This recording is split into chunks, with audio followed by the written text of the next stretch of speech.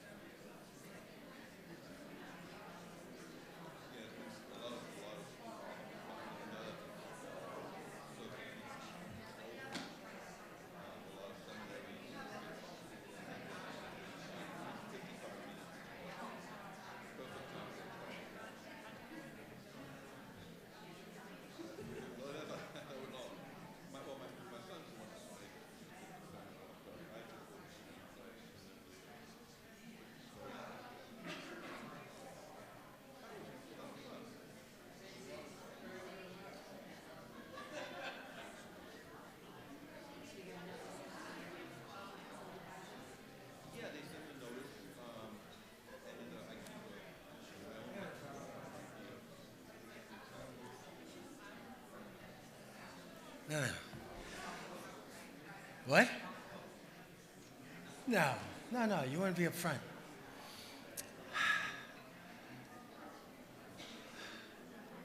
It's not Shabbos. Got it. Ooh, that's loud. How's that? I think I hear some ringing.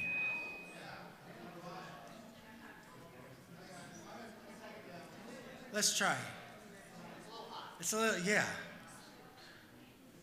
I'm not too close to it. Andrew is playing around with, I don't know, is that a little bit better? Is that a little bit more down? Jeff says a little bit more down.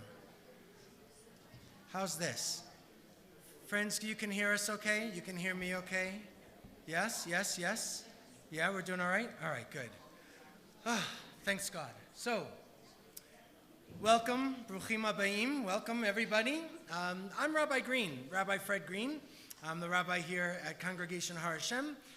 It's nice to see many familiar faces from the synagogue, from beyond the synagogue, out and about in the community, in our activist circles, and others who are here just to learn and hear some really thoughtful, incredible speakers.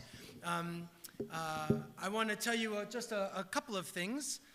There are restrooms outside of our sanctuary. If you go to the left, you'll see a kind of like a tree of life with all of those little different plaques. There will be some restrooms, one in, one out, right over there, that you are welcome to. And we will have a break a little bit later and have some refreshments after we start off with and hear from our keynote speakers. After that break, there will be a panel discussion. And we're really excited about our guests who will be participating in that panel. There'll be another thoughtful discussion and dialogue, and for both sections there will be times for questions, some time for questions. The very first thing I'd like to do is to invite our Rabbi Emerita, Rabbi Deborah Bronstein. Rabbi Bronstein retired a few years ago, but still is brought in to share important prayers and share in these moments. So thank you for being here. Thank you. So over the years, I usually read a prayer or a poem that comes from a Jewish source. But today I've chosen Pope Francis's prayer for the earth from his environmental encyclical, as translated by Interfaith Power and Light. Prayer for the Earth from Pope Francis encyclical. All-powerful God, you are present in the whole universe and in the smallest of your creatures. You embrace your tenderness in all that exists. You pour out upon us the power of your love, that we may protect life and beauty. Fill us with peace that we may live as brothers and sisters, harming no one. O God of the poor, help us to rescue the abandoned and forgotten of this earth, so precious in your eyes. Bring healing to our lives that we may protect the world and not prey on it, that we may sow beauty, not pollution and destruction. Touch the hearts of those who look only for gain at the expense of the poor and at the expense of the earth.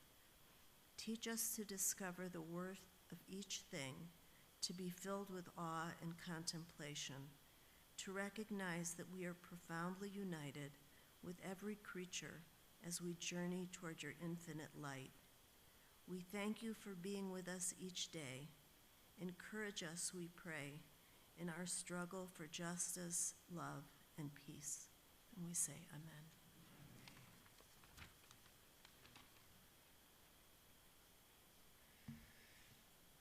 I also want to ask David Backrack to please come forward. David's going to share some opening words, as he often does. This is our fourth year having this symposium, and David and Linda have been the force behind it, creating the opportunity for our congregation to host thoughtful activists and leaders and thought leaders and teachers to inspire us to do, not just to learn, but to do. And so if you come and share your words with us. Thanks, David. Good afternoon. Thank you for coming this afternoon. How many people have been here once before, twice before, all 4 times. Great, great. Well, welcome. We do this not for ourselves, but for our children and our grandchildren and their children and your children. We've tried several formats. This is the 4th time we've done it. We've had plenary speakers, we've had breakout sessions, we've had panel discussions, we've had these keynote addresses presented by representatives of the Muslim faith, Hindu, Catholic, Buddhist, Evangelical, Native American, Jewish, Protestant. If I've missed anybody in there, let me know. But we've tried to be ecumenical. We've tried to be broad-based, and it all comes back down to spirituality and the environment in which we live. We've also now moved, and you saw 4 tables out there, to inviting action organizations that are concerned with the environment and the world we live in. And we hope you'll stop by and get their literature, express an interest, follow through as you will. Today we have 2 wonderful keynote speakers, Dr. Andrea Bow and Dr. Miguel de la Torre. I'm rolling my R's.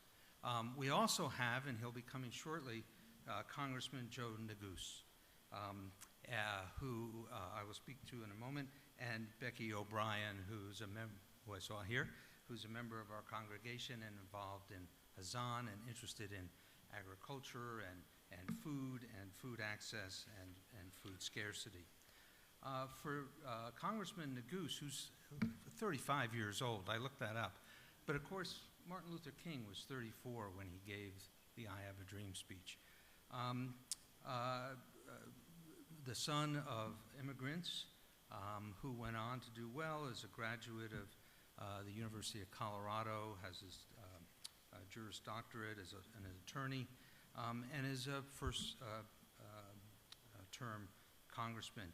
He and Senator Bennett have sponsored, along with others, something called CORE, the Colorado Outdoor Recreation and Economy Act, which will protect 400,000 acres of Colorado from mineral extraction and keep it open to recreational use. We think that's a good step in the right direction. Future programs, we've tried several things. A lot of that is based on the feedback we get from you. And so please, do we have actually a questionnaire to ask people to respond? We should, we may not. In which case, FG at Congregation Har HaShem. Fred Green, or you can write to me. Or you can just make a note on your card and leave it at the front desk. But we want to know what's working. We're going to continue this in our lifetime and beyond, and we want it to be responsive to the interests of our community. And finally, a thank you to Rabbi Green and Rabbi Bronstein, our speakers, Andrew, who is everywhere and seems to get things done. Enjoy the program. Thank you.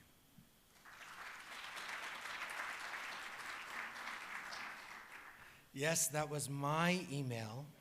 You're welcome to write to me. This is a conversation about environmental stewardship, environmental justice, environmental racism, how they are intertwined. We recognize that environmental racism in particular, to help understand at least a sense of what that might mean, is the placement of significant and disproportionate environmental risks on the health and safety of impoverished communities and communities of color.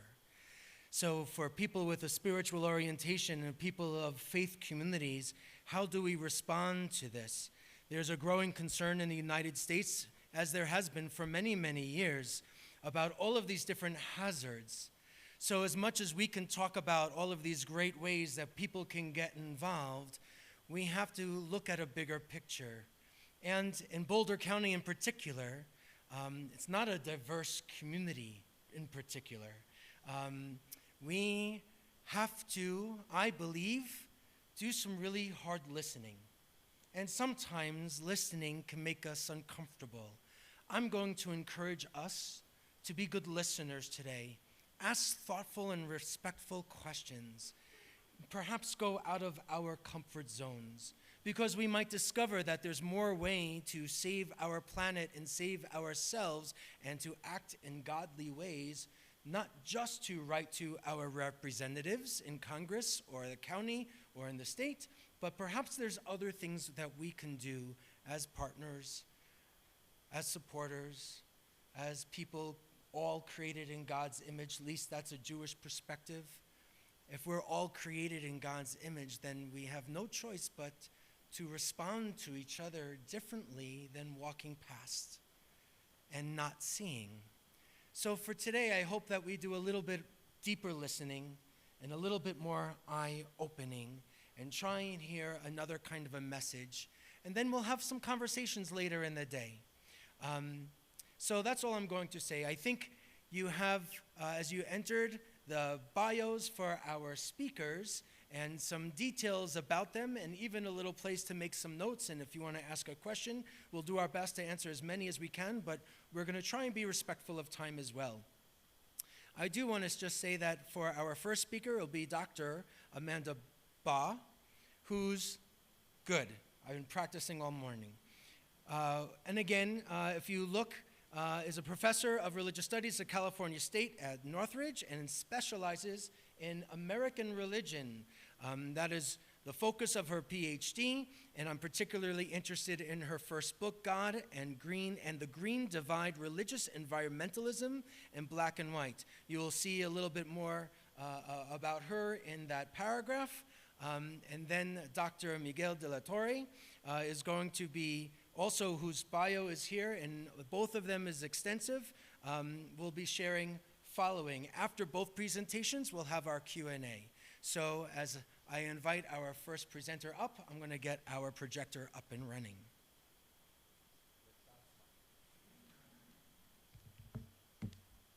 Hello.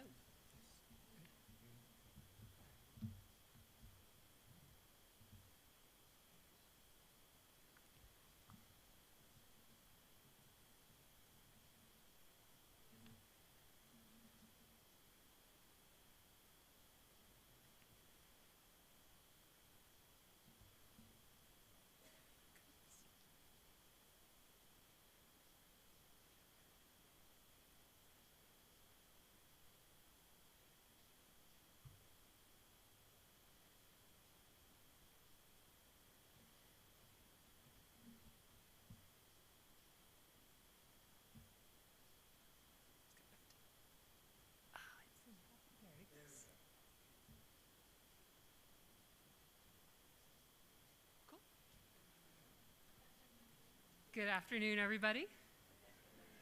I would like very much to thank our hosts, and our sponsors, David and Linda, and Rabbi Green and Rabbi Bronstein, and I was very delighted to meet Miguel de la Torre today. I was dropping my son off to kindergarten a few weeks ago, and he wanted me to stay, and I said, no, I have to go to work. He's like, what are you going to do? And I said, well, I'm working on my second book, and he's like, you've only written one book. And Miguel here has written about 75, I think, so I'm humbled in your presence and happy to share the stage with you. So I'd like to start by telling a story. So it was last semester. I was on sabbatical. I had been out of the classroom for a while, and I gave a guest lecture in a class of a colleague at Cal State Northridge in LA, where it's a large public university in suburban Los Angeles where I teach. And I asked the students to raise their hands if they thought of themselves as environmentalists.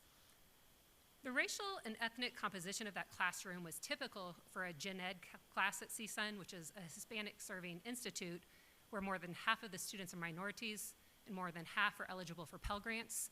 In LA, that means their family income is roughly $30,000 a year for a family of 4. Of the 30 students in the room that day, 3 appeared to be white. And it was those 3 students, and only those 3 students, who raised their hands in response to my question. Why do you think that was? It's a question. Why was it only the 3 white students that raised their hand? Yeah. The only ones with the privilege to worry about it. Another hand?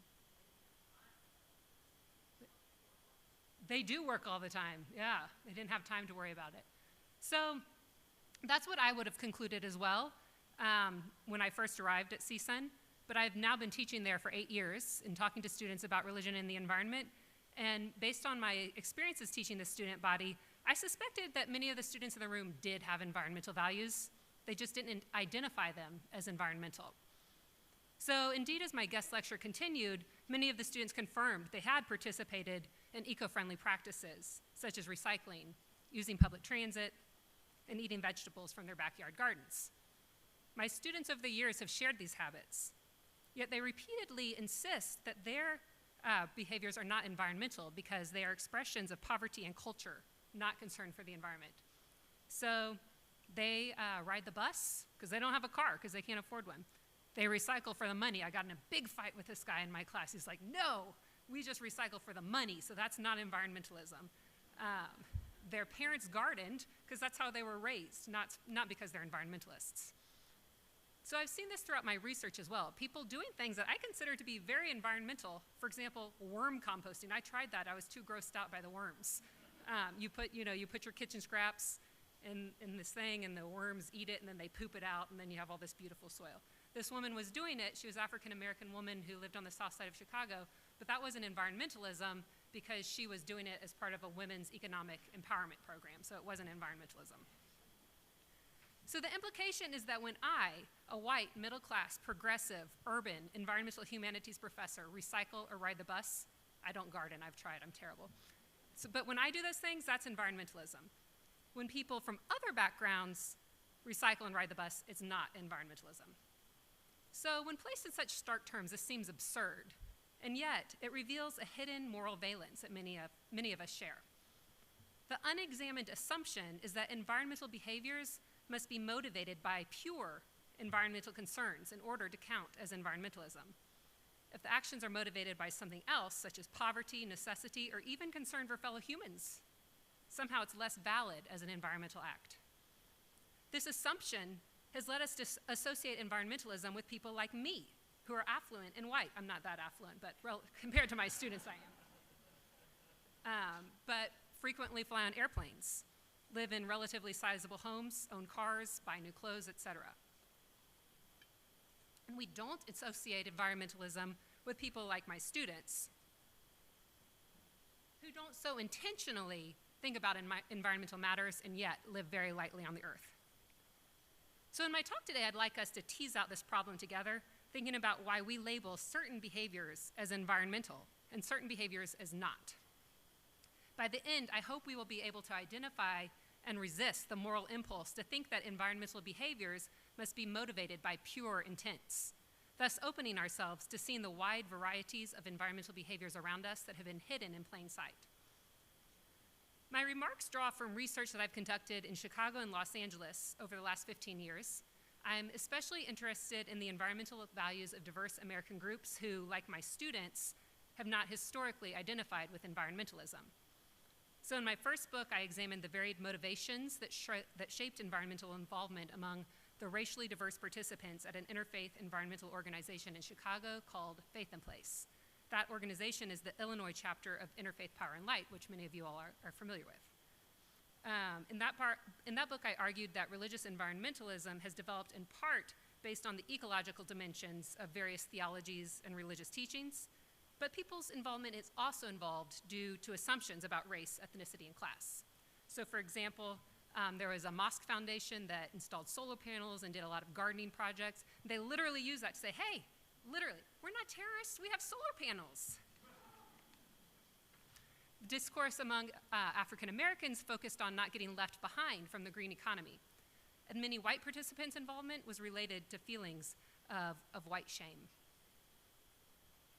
My current project involves research on the environmental values of church-going Catholics in Los Angeles in the aftermath of Laudato Si, which we heard about already. Thank you, Rabbi Bronstein, for that little opener, setting me up. So since 2015, I've been conducting focus groups and interviews among white and Latinx Catholics, church-going Catholics in LA, selecting sites at a range of locations across the region. So in the remainder of my talk, I'd like to first discuss some of the ideas that are commonly associated with environmentalism, Then I'll share some survey data that suggests our understandings of environmentalism are incomplete. Finally, I'll share some stories from my current research project to illustrate one orientation to environmentalism that has been hidden in plain sight. So this will be an invitation for us to examine our own assumptions about what environmentalism must involve and to cultivate more expansive visions that can support more inclusive environmental coalitions.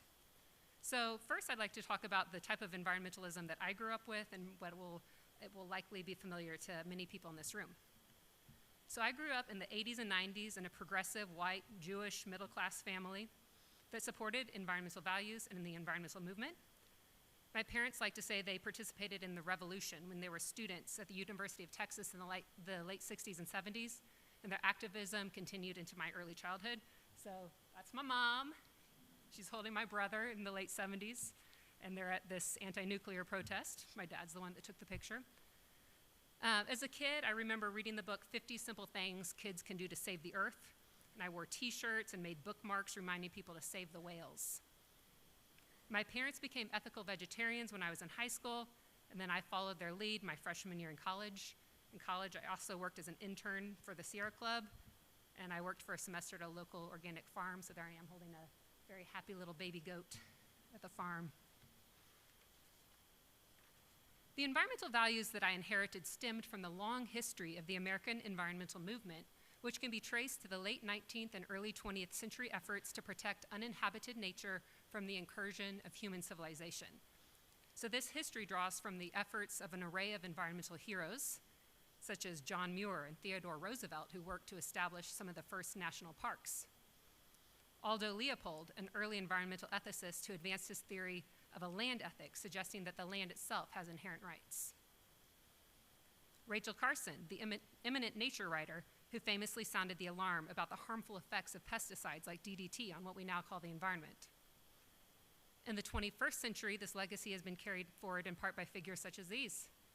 Al Gore, who drew public attention to climate change with his 2006 documentary, An Inconvenient Truth. Leonardo DiCaprio, who's produced documentaries about climate change and runs a foundation called the Leonardo DiCaprio Foundation to fund global environmental projects. Greta Thunberg is all over the news. The famous Swedish teenage environmental activist. I just added this last night because Jane Fonda's been getting arrested every Friday for the last several weeks to protest the government's lack of action on climate change. Since about the 90s, religious groups have become involved and religious environmental organizations have been founded. So here's COJEL. This is from their Facebook page. I understand they're not very active at this point, but Coalition on the Environment and Jewish Life, the Global Catholic Climate Movement, Interfaith Power and Light. I got this from their Facebook page. They're all posing on this roof with solar panels. Solar panels on a religious building are, the symbol of religious environmentalism. Here's an Episcopal priest doing some sort of high ritual. So what do you notice about these images that I've shared? White, yes. So we'll leave it on this nice priest here. So yeah, when I began conducting this research in Los Angeles and I started talking to community leaders and priests, they thought that this was what I wanted to study, right? This was environmentalism. If I wanted to study Catholic environmentalism, then I should study the Creation Sustainability Ministry, they told me. And I'm going to tell you a little bit about the organization that everybody sent me to when I started this research in Los Angeles. So it's the CSM, or the Creation Sustainability Ministry, formed in 2008 through the efforts of active environmentalists who wanted to see the church address the environmental crisis. According to a press release from the Archdiocese, it was formed by green-minded Catholic parishioners, priests, community members, environmentalists, and social justice-minded people from throughout the Archdiocese. Their vision statement described their work as an extension of scriptures and Catholic social teaching, which called Catholics to be wise and caring stewards of what God has lovingly made. So their primary actions were to hold monthly meetings, give talks at parishes, and create materials on how to conserve resources. They hold Creation Sustainability Sundays, where they have bishops preach about the environment in all 5 regions of the Archdiocese, and they published a book on 77 ways to save money and energy at your church and school. So the CSM and these other examples that I've shared you are clear cases of environmental activists who have done really important things to support environmental causes. If you're engaged in stuff like that, that's fabulous. But the point is that the CSM is only one piece of Catholic environmentalism that's happening in LA, and focusing only on them and their type of activism is really missing the picture. And when you look for Catholic environmentalism in LA, this is where everybody says, this is where it's happening, nowhere else. So in order to explain what we're missing, I'd like to share the results of a national survey on religious values and climate change belief that was conducted in 2014. It was a project of the Public Religion Research Institute, the PRRI, in partnership with the American Academy of Religion. And it included 3,000 telephone interviews conducted in both English and Spanish. So these are the groups included in the survey results. And I want you to, this is an active exercise, talk to your partner and guess who's going to be the most concerned out of these groups and who's going to be the least concerned. So tell your partner.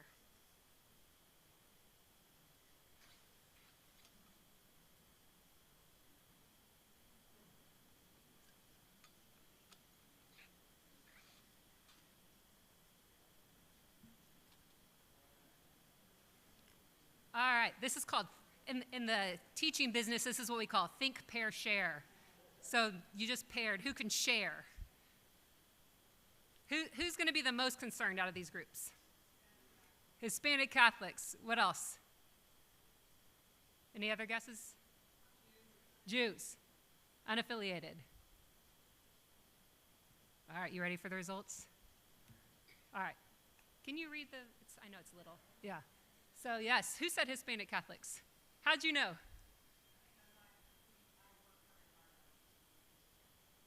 Nice, nice. So probably most of the rest of you did not guess that.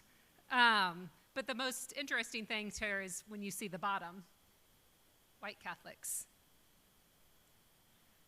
Yeah, and this isn't a fluke. As you know, there's lots of large-scale surveys that indicate that Latinx communities really prioritize environmental matters a lot more than white Americans.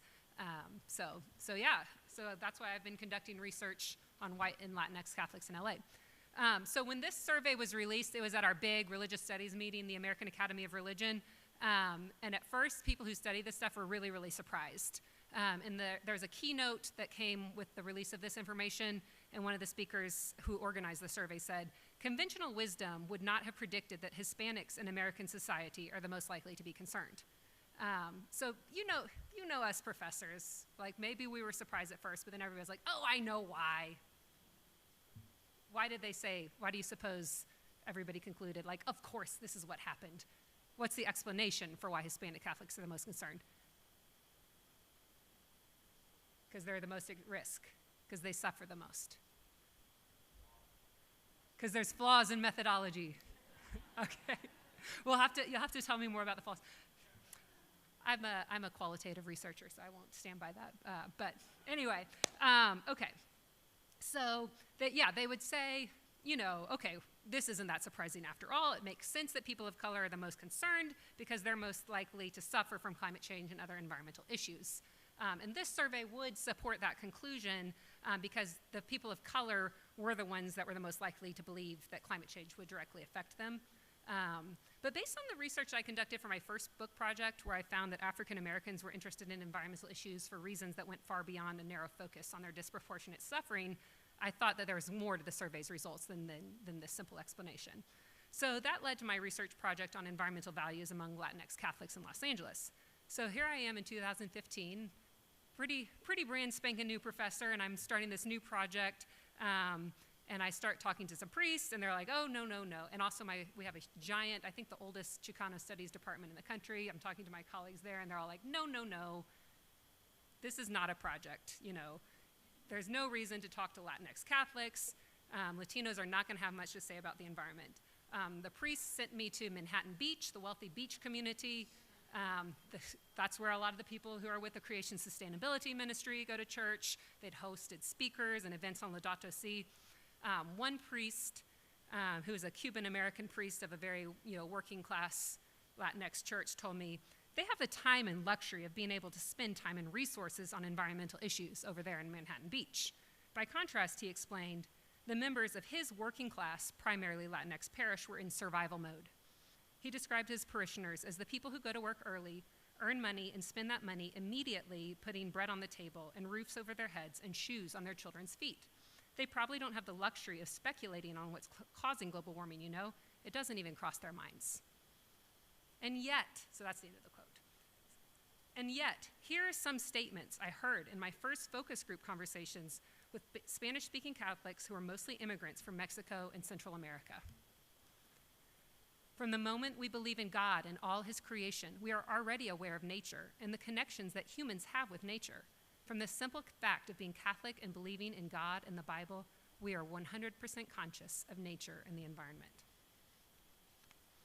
Here's another one. God created everything and we have to love it. All creation is made by God, and we must love plants like a brother. Not protecting the environment is the same as looking at a brother in the streets and not helping him. So even though I conducted this research with those survey results in mind, I was really astounded by these statements. My previous experiences with environmentalism, both as a scholar and a citizen, were defined through the framework of white environmentalism. Within that framework, the place for people of color is almost exclusively through stories of environmental racism and injustice. So we know that communities of color and the poor are the most likely to live in polluted areas and live near toxic waste sites and lack access to fresh, healthy food and suffer disproportionately from rising sea levels, worsening droughts, and other consequences of climate change. So yes, environmental injustices are serious problems that absolutely need to be addressed. But if we talk about communities of color only through a focus on their disproportionate suffering, it implies they can become engaged with environmentalism only as victims of environmental problems. So active love and care for the earth, this thinking implies, is restricted to the domain of privileged white activists who have the time and energy to care about the plight of the polar bear. So I've been reading all the research that comes out talking about that PRRI survey. And there's several scholars who've written it, and there's a great quote from somebody who says something like, these results tell us that religious environmental concern is not about theology. It's about this injustice that people of color are facing. So he's saying it's not their theology, and he's just assuming that, right? He has nothing to base that on. And yet, in this astounding focus group that I conducted among very impoverished immigrants from Central America and Mexico, communities who, according to their priest, were too overwhelmed with the struggle of putting food on the table and shoes on their kids' feet, I heard statement after statement like these about loving the earth, treating the earth with love and respect, protecting the limited environmental resources we have been given, about loving nature as a place to meet God. As my research progressed, I found that this conversation was not an outlier. Throughout my conversations about environmental values among Latinx Catholic churchgoers in the following years, I've identified a widespread ethic of living lightly on the earth that I'm calling Nepantla environmentalism. So Nepantla is a Nahuatl or ancient Aztec term that refers to being in the middle of two or more things. It's been used to describe the middle place between Catholicism and indigenous outlooks among Chicanos and other Latinx communities. I build on that thinking as I use this word Nepantla to describe an ecological outlook that combines aspects of Catholicism, indigenous outlooks of Latin America, and global environmental thought. So for the next few minutes, I'll flesh out a little bit more of what I mean by Nepantla environmentalism and explain why its expressions have been overlooked. Nepantla environmentalism involves values and behaviors that positively influence humans' relationship with Earth, but it's remained invisible because it doesn't fit neatly in our dominant white frameworks for understanding environmentalism. So the first aspect of Nepantla environmentalism is that it involves active love for nature and concern for global ecological issues. This is something that came up so many times in my research in Chicago too, among people who are trying to do outreach to communities of color, and they say, we can't talk about the polar bear on the south side where people are suffering. And in my research where, immigrant, working class communities of color, they talk about the polar bear. So while environmental advocates often try to engage minority communities by talking about environmental racism and environmental justice, Nepantla environmentalism shows that people of color can actively love nature and care about global ecological issues. So in my research, Latinx Catholics did talk about traditional environmental justice concerns, such as human suffering related to the drought. And they encouraged food conservation with awareness that many in their community didn't have enough to eat. But many also mentioned active love for nature and the environment, and they expressed their concerns to global ecological issues, such as President Trump's energy policies, the Dakota Access Pipeline, climate change, natural resource depletion, and consumerism, and more. And I should say, when I do these focus groups, they don't know I'm interested in the environment. I say I'm interested in the way their Catholicism affects their daily life. And then I start asking questions about immigration and the environment. I say, like, immigration and the environment have been on the news a lot lately. What does your faith have to say about those? So the first one or two I did, they knew I was interested in the environment, and then I wasn't sure if they were playing it up. So anyway, that's why I changed my method. Okay, so and the names I give are pseudonyms. Carlos, a 31-year-old electrician who immigrated to LA from Mexico as a young child, specifically mentioned the polar bear as he quipped about the global ecological problems his generation faced. If you don't take care of the planet, it's really going to be messed up, he said. I mean, have you guys seen what's going on with the polar bear? That's sad, dude. Like, they're dying. I don't know about you guys, but I love animals. He's like, Nat Geo, Nat Geo. Similar to Carlos's expression of love for animals, many other Latinx Catholics describe relationships with nature that were grounded in a sense of familiarity, love, and respect, not victimhood or struggle.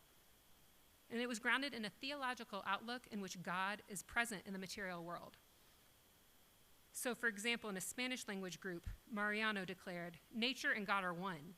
So that vision meant that Catholics must love and take care of nature and protect it.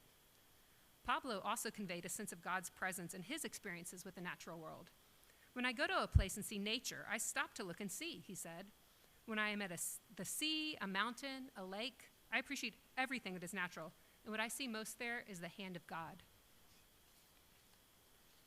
Many of my informants expressed a special connection with trees and indicated that a close relationship with trees was a special marker of Latinx identity in the United States. So Carlos, the 31-year-old electrician, told a story about, this is like a thing, right? So he says he's with his friend, they're gonna go visit his grandma who lives in a predominantly white neighborhood in LA, and the moment they pulled up on the block, the friend was like, oh yeah, there's your grandma's house, because it was the only one that had a bunch of fruit trees in the front yard.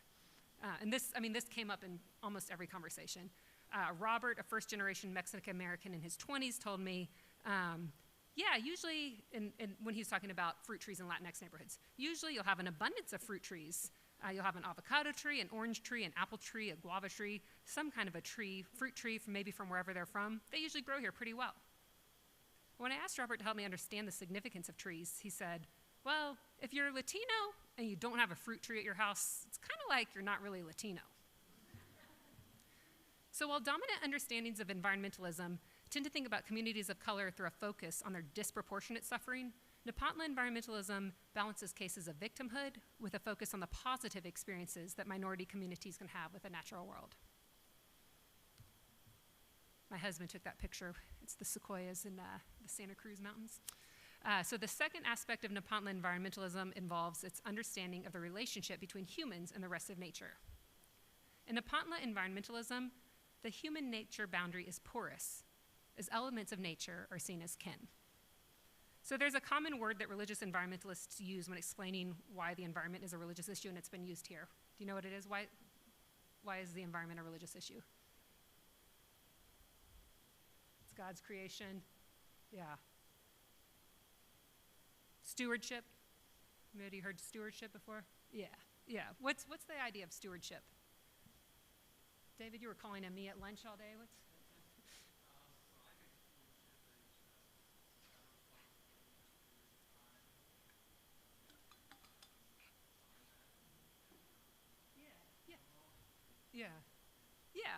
Yeah. So humans are called to care for the earth because it's a gift from God. Are you comfortable with that? Linda says yes, so I'll take that as all right. So yeah, this is a very common explanation for why the environment is a religious issue. So in my research, some Latinx Catholics offered a version of this stewardship argument when they explained why it was important to care for the earth. But a second explanation also emerged across sites. It's important to protect the environment because of the biblical mandate to love your neighbor as yourself. So in contrast to the stewardship explanation that places humans as separate from nature, this relational viewpoint conceives of humans and the rest of nature as part of the same reality. The love your neighbor explanation is biblical, but its assumption that neighbor involves the more than human world reflects an indigenous relational worldview. So dominant models of environmentalism often talk about getting back to nature, re-sacralizing nature, reconnecting with nature. But Nepantla environmentalists don't need to get back to nature, in many cases, because they embrace a non-dualistic outlook shared by many Latin American indigenous traditions in which that connection with nature was never lost. For many of my informants, the line between humans and the rest of nature was blurred, and people referred to elements of nature as kin. So for example, Roger stated, God created everything, and we have to love all of creation. We love a plant like a brother. Neglecting nature is like seeing a brother in the streets and not helping him. Cutting a tree is like scorning a brother. Jose described nature as a neighbor when he suggested that caring for nature is a fundamental aspect of faith because everything is interconnected. He said to love God is to love your neighbor because God created everything. If we want to be loving to God, we must be concerned with all aspects of life. By describing nature and trees as a part of society, as a brother, and as a neighbor, these comments combine a Catholic commitment to the value of human life with an indigenous relational worldview that blurs distinctions between humans and the rest of the world. A third aspect of Nepantla environmentalism is that it is often grounded in experiences with poverty, but it is sustained through a culture of moderation and respect. Nepantla environmentalism involves daily practices that have positive outcomes for the environment, such as conserving resources, cultivating gardens, avoiding unnecessary consumption. But these are seldom recognized as environmental because they're assumed to be expressions of poverty, not concern for the earth. So I had a conversation with a priest of one of the sites where I did a focus group, and he was telling me that to underscore how impoverished many of his parishioners are. He's done home visits where he goes and there's 5 adults living in a 1-bedroom apartment, and they're sending money back home. And it's expensive to live in LA, even in the the less affluent parts. It's expensive. So he goes to visit these homes, 5 adults sharing a single bedroom. In order to save enough money to send to relatives back home, they just didn't eat very much. If they needed to move, he was saying, they could just pack up all their belongings in a box in an hour and be gone. For individuals living in such impoverished circumstances, there's no need to discuss carbon footprints. They already live really lightly on the earth. But if we conclude that their eco-friendly practices are only expressions of poverty, not environmentalism, we're suggesting that these individuals are incapable of embracing environmental ethics due to the fact that they're poor. The immigrant members of Father Javier's working class church made deeply theological comments about loving God's creation and feeling God's presence in nature. One focus group participant suggested that caring for creation was even more fundamental than the spiritual components of his faith. He said, we have to become aware of taking care of these elements and that they're God's creation. There's no sense in worrying about these elements, there's no sense in worrying about spiritual things if we don't take care of what gives us life. So this guy and his fellow churchgoers maybe didn't go to talks on Laudato Si. They didn't go to symposiums on spirituality and the environment. They probably didn't lobby their legislators to support the Clean Energy Act, but they expressed strong ecological ethics and lived very lightly on the earth. They traveled by public transit, didn't ride on airplanes, conserved energy to keep their bills low, and didn't consume much. Without doubt, their small ecological footprints resulted directly from their impoverished circumstances, yet they simultaneously expressed environmental concerns through their theological outlook, and that supported their value of living lightly on the earth. So while some Nepantla environmentalists' small ecological footprints resulted directly from the conditions of poverty, an ethic of living lightly on the earth was also a cultural idea among many Latinx Catholics across sites. So time and time again, I have tons and tons of quotes about the sense of moderation and respect. So I was sitting at a Panera interviewing a woman I'm calling Sophia. She's a Mexican-American woman in her 80s, and she had a paper cup that her coffee was in. She said she was going to take it home and use it again and again and again until it became shabby. It looks like you must do that too. I see a smile. No, I saw a smile of recognition. She said others would just throw it away because they lacked respect, but she had been raised to respect the things she's been given. Working class and affluent Latinx Catholics contrasted this materialistic, consumeristic lifestyle in the US with a much more balanced, earthy lifestyle back home. So I was speaking with a young woman in her 30s, and she was an educator, and she was, solidly middle class. And she had been to an exhibit on Laudato Si, and she said, I learned a little bit, but this is really how I was raised. And she talked about, she said, I don't know if you've heard how our families recycle and save stuff. So and this is a thing with my students I found too, they don't buy Tupperware. They just use a yogurt container or a butter container. There's a meme that says it's not butter, it's salsa. So this is a thing, and that she grew up, just never having new clothes. She got hand-me-downs from church. But she continued these practices as an adult. So she bought new clothes, but she liked to go thrifting and stuff. And she said she still did that because you don't want to waste anything. And growing up poor, we learn the value of things. And there's so many stories about food waste and revulsion at food waste. There is somebody that works for the Archdiocese who's Mexican-American, and he was shocked when he came to the United States and worked at a Catholic high school and saw all this food that was thrown in the cafeteria garbage every day. Another woman, she works in the TV industry where there's food around all the time, and she was so angry about all the food that got thrown away all the time. So one day, she picked up a bunch of bananas out of the garbage can, took them home, made some banana bread, and brought it back to work and said, here you go. And they all liked it. And she was like, oh, is this good? Do you like it? And they said, yes. And she said, oh, well, those are the bananas you threw away in the garbage can. So anyway, and she was very wealthy. She checked off, at a high income level on my survey at the end. But she was just, found throwing away food terrible. So these stories suggest a shared cultural value that celebrates a simple, eco-friendly lifestyle that avoids needless consumerism and waste. While my informants did not identify as environmentalists, their reported behaviors aligned with the prescriptions of religious environmental groups that are directly engaged with the broader environmental movement. Take, for example, there is a list of 50 ways to help the planet that was promoted by the CSM, the Creation Sustainability Ministry. And a lot of these tips, plant your own tree, buy secondhand, garden manually, those are Nepantla environmental expressions that I saw across LA. And then a lot of them assumed wealth. Recycle unwanted hangers, turn off your computer, use e-tickets. Those assume that you have the wealth to, have your clothes dry cleaned, that you're flying on airplanes, that you have a computer. Nepantla environmentalists already embrace many of the aspects of the eco-friendly lifestyle promoted by the CSM, and yet the possibility that they possessed environmental values was dismissed both by CSM leaders and their own priests. So recall the priests that all told me to go to Manhattan Beach to find Catholic environmentalism. And then I talked to, I've done some research with the CSM folks who are great people. And we were talking about, okay, why is this coalition so white? And one man said, well, and he was apologetic about it, but he said, it's the white parishes that can afford to actually do something about this issue. They're the ones that can afford to put in the solar panels. So the focused environmental efforts of groups like the CSM is one set of potentially transformative solutions. My point is not to dismiss their work.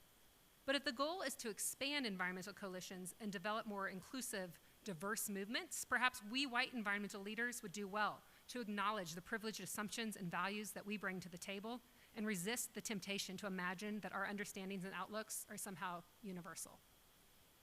I'm not suggesting that Latinx Catholics have all of the answers or that they're all environmental saints. I'm simply suggesting that they do have environmental values that can help us deal with the crisis. But we fail to acknowledge those values when we assume that they are too overwhelmed to care about the environment or that they're incapable of having environmental values because they're poor. So the stories I've shared today are just one small example from one group in a particular time and place. And I suspect that this is only the tip of the iceberg, no pun intended. My stories in Nepantla environmentalism are intended to convey that there are so many expressions of environmentalism that already exist in the world right now. The challenge for us is to open ourselves to seeing this variety. Thank you.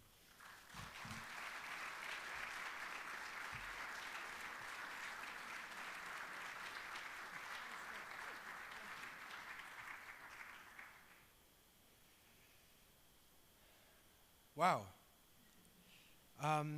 That was fantastic. We're going to continue the conversation a little bit. We have a second presenter, and then afterwards we'll have a little bit of time for Q&A.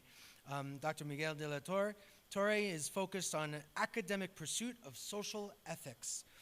That is his focus at Iliff Seminary in Denver, religious ethics, having informal conversations earlier to recognize how do we learn from a faith perspective to do, to act, to help, to recognize the power of extending a hand, and to understand, have a sense, or take a peek at his scholarship and experiences also is going to make this another meaningful aspect for our learning today. So I'm going to ask you to please come forward and join us, and if you can extend a welcome.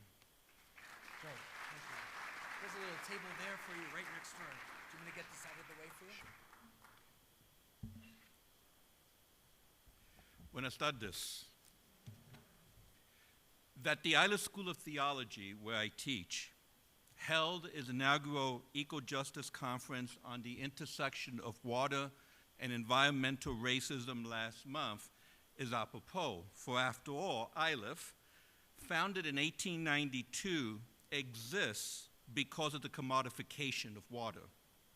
The school's namesake, John Wesley Iliff, greatly profited from the imposition of a Eurocentric worldview which saw natural resources like water as a commodity to be exploited for personal economic gain rather than a living, sacred entity.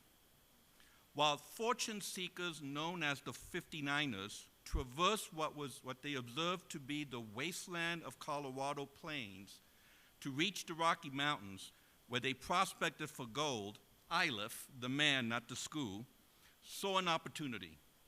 Originally born in McClerney, Ohio, he headed west with $500 in his pocket, arriving in Denver in 1859. Rather than mining for riches, he found riches in mining miners. From his general store off Larimer between F and G Street, Iliff provided the goods miners needed to stake their claim. By 1861, he began buying land along the South Platte River for his emerging cattle ranch. He discovered that undernourished cattle, cheaply bought, could easily be fattened if allowed to go grazing, increasing their economic worth. By 1868, Iliff was providing beef to the Union Pacific and the Colorado Central Railroad crews, Army forts, the Cheyenne Boomtown, and the Chicago stockyards, and several Indian reservations. His holdings were so vast that his cattle grazed over 650,000 acres.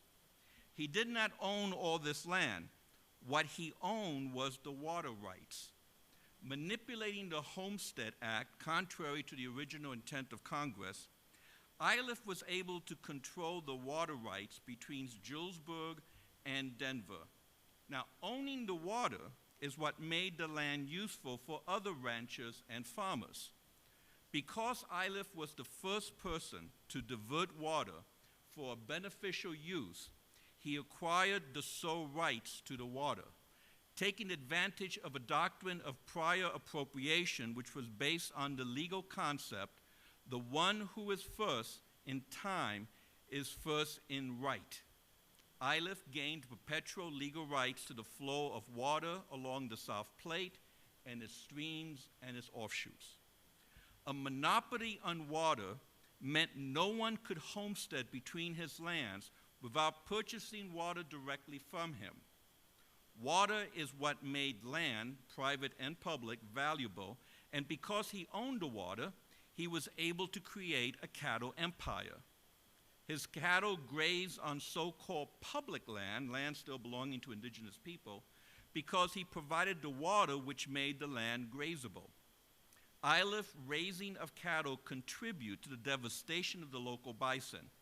He was among those who within 2 decades participating in driving the buffalo to near extinction, reducing the numbers south of Canada to 325, and replacing them with 5.5 million cattle, allowing him to be among the first to earn the title Cattle King. Now, Iliff was portrayed as a visionary, a seer of the future. He gazed upon grazable empty land not being maximized for profit, and by taking control of flowing water made a fortune, which has directly benefited me as a tenured professor at the institution that his family founded. Now, Eilers fulfilled a manifest destiny, a worldview which credited his Methodist God for richly blessing him for his faithfulness. But there exists another worldview, which questioned if anyone can own water, water which is alive and upon which all life depends, not just humans who eat the cattle, but the cattle who eats the grass and the grass itself. Smohala of the Wanapum people was a different type of seer. In 1890, he asserted, and I quote, "You ask me to plow the ground. Shall I take a knife and tear my mother's bosom? Then when I die, she will not take me to her bosom to rest. You ask me to dig for stone. Shall I dig under her skin for bones? Then when I die, I cannot enter her body to be born again. You ask me to cut the grass and make hay and sell it and be rich like white men. How dare I cut off my mother's hair?" End quote. Cognizant of the violence of placing words into someone else's mouth, I nevertheless wonder if Mohala would have also agreed with the imagery that hoarding water for the gains of one person will be similar to draining the blood from one's mother's veins. Indigenous scholar George Tinker reminded me during a conversation that within the North American indigenous worldview, the river, the spring, and the lake all have their own living being. In his own tradition, the Osage word for river is ni. Every ni, according to him, is a person, alive, and a close relative on whom lives depend. As such, they are due respect granted to any human being. Contrary to the Eurocentric worldview embodied by John Wesley Iliff, which saw bodies of water as commodities needing to be exploited for personal enrichment, indigenous people recognize these bodies of water as life. For example, the Overhill Cherokee of what is today eastern Tennessee knew the Little Tennessee River as Yunwi Gamahira, translated as the Long Man, a living being who granted energy and spoke to those who knew how to listen. The Taos Pueblo community, in what is today called New Mexico, understood that their earliest ancestors emerged from the cold water of Bahwahia, the Blue Lake, and into these waters, quote, the dead return to become spirits, known as the ones who always believe, where they merge with cloud people, the rain-bringing Pueblo Indian spirits known as Cachinas, end quote. In what will become Central America, the Aztec cosmology included Chachihuluke, she with the jaded dress, which is the goddess of the river, lakes, streams, and other fresh waters, the wife or sister of Tlaloc, the god of rain. She is associated with fertility and is responsible for bringing forth maize, the life source of the people.